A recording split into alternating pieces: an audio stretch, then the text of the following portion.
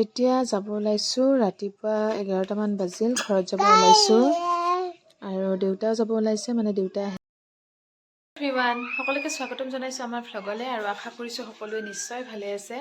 আৰু আজি হ'ল মাঘ বিহু, আমাৰ ইয়াতে উৰুকা, আৰু যোৱাকালি মানে আপাৰ আচামৰ সেইফালে আৰু চেঙা নলবাৰী এইফালে উৰুকা গৈছে, আৰু আমাৰ বৰপেটা ছাইডত আজি উৰুকা। আৰু সকলোকে ভোগালী বিহুৰ আন্তৰিক শুভকামনা জনালোঁ। আৰু এইবাৰ আমাৰ ঘৰত বিহু পতা নাই, মানে আমাৰ আইতা ঢুকোৱাৰ কাৰণে 1 বছৰ একো বনাব নাপায়, সেইকাৰণে বনোৱা নাই একো। আৰু সেইকাৰণে মাহঁতৰ ঘৰত আহিলোঁ, মাহঁতে ভাত খাব মাতিছিল আজি উৰুকাৰ দিনা। আৰু কি বনাইছে দেখুৱাই আছোঁ। আৰু মই এতিয়া মাংস বনাম, খাহীৰ মাংস জুইত বনাম, দেখুৱাই আছোঁ। প্ৰথমতে চাওঁ, ইমান ভালকৈ শুই আছে দুয়োটাই। আইটো টোপনি গ'ল, মই বিচনাতে থলোঁ ইয়াতে একেলগে, আৰু সৰু আইটোও টোপনি আহি আছে। আৰু দাদাই চিতল মাছ লৈ আহিছে, এয়া আঞ্জা বনাই আছে বৈ, মানে বাকীখিনি বনোৱা হৈছে। আমাৰ পুতুলা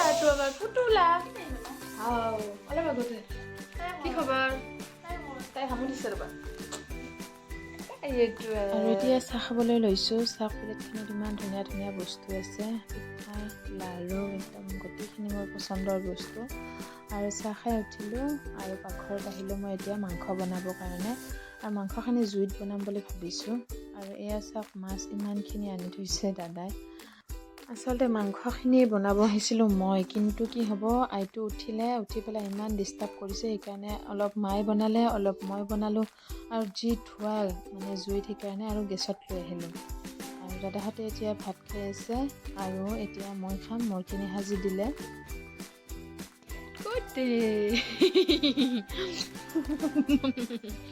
হাইছা না হাউলি হাইছা না।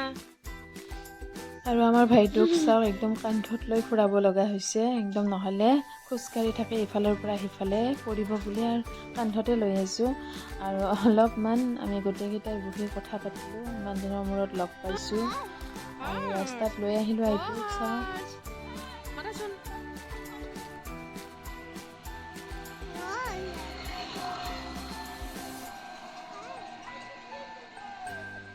কৈ আছে আৰু আমাৰ নহয়, হৰ্চ ঘোঁৰা।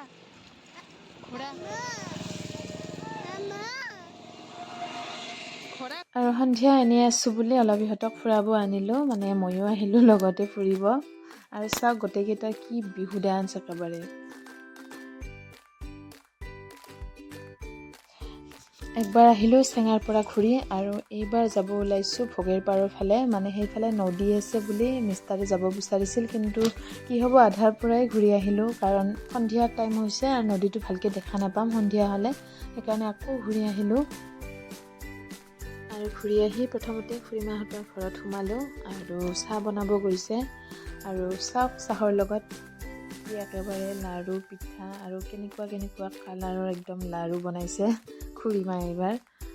আৰু খালোঁ, ভালে লাগিছে খাই পেলাই। আৰু সন্ধিয়া গাহৰি পুৰি আছে, গাহৰি আৰু ব্ৰইলাৰ মাংস, মানে বাবুৱে। এয়া চাওক, পূৰা হৈয়ে গ'ল মোটামুটি। আৰু গাড়ী চাৰি খুলি পূৰা একদম গান লগাই দিছোঁ। আৰু এইফালে জুইও ধৰিছে মানে বাবুই, আৰু এইফালে জুইও পুৱাই আছোঁ। আৰু ইহঁতৰ ডান্স চাওক, গান শুনি পেলাই।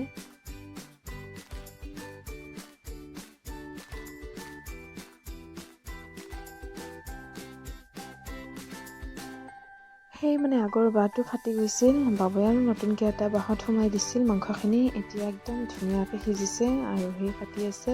আৰু এইফালে হেমাও মাংস বনাই আছে পাকঘৰত, মানে আমাৰ ভাই বোৱাৰী।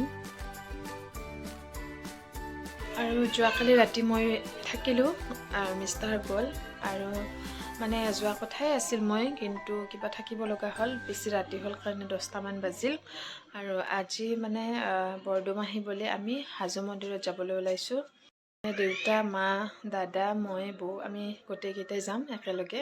মিষ্টাৰ নাযায়, তেওঁ যিহেতু ঘৰত আছে। ৰাতিপুৱা আমি দৈ ক্ৰীম চিৰা সান্দহ মানে খাই ল'লোঁ একেলগে, কাৰণ আজি যিহেতু দিনত ভাত নাখায়, সেইকাৰণে ৰাতিপুৱাতে খাই ল'লোঁ। আৰু আমাৰ চুমকলিক চাওঁ, বা তাই কি একেবাৰে চাই আছে, গছ গছনি মানে খিৰিকীৰে একদম যি দেখিছে ভালকৈ একদম চাই লৈছে। চাওঁ, আগতে আমি হাজো মন্দিৰত গৈছোঁ, কিন্তু এইবাৰ ইহঁত দুটাৰ প্ৰথম।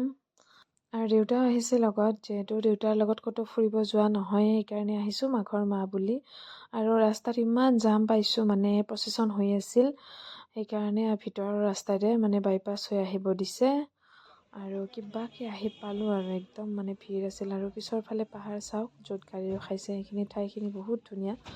আৰু যি ভিৰ মানে গাড়ী মানুহ, কিবাকে মানে খোজকাঢ়ি এইখিনি আহি পালোঁ। আৰু ভিৰ চাওক, ভিতৰত সোমাব পাৰোঁ নে নোৱাৰোঁ নাজানো, ইহঁত দুটাক লৈ পেলাই ভিৰ দেখি একদম আচৰিত হৈ গৈছোঁ। ভিতৰত আমি যাব নাপালোঁ, মা আৰু দেউতাই কিবাকে সেৱা কৰি আহিছে, ভিতৰতে যাব নাপালোঁ। আহোঁতে দীপলিনাকে অকণমান ভিডিঅ' বনাই আনিছোঁ। আৰু ইমান ভাগৰ ধৰিছে, ইমান গৰম, মানে ৰ'দটো ইমান টানকৈ দিছে। অৱশেষত মানে ঘূৰি আহিলোঁ নেদেখাকৈ, বেয়াও লাগে। ঘৰ আহি পোৱাৰ পিছত মিষ্টাৰে আনিব গৈছিল আৰু আমি গুচি আহিলোঁ বৰপেটালৈ। আৰু আজি পেহীহঁতৰ পূজা আছিল, ঘৰৰ পৰা আহি আৰু পূজাত আহিলোঁ। আৰু আইটোৰ হাঁহি চাওক। গতিকে আজিৰ ভিডিঅ'টো ইমানলৈকে আছিল। গোটেইখিনি চোৱাৰ বাবে অশেষ ধন্যবাদ জনাইছোঁ।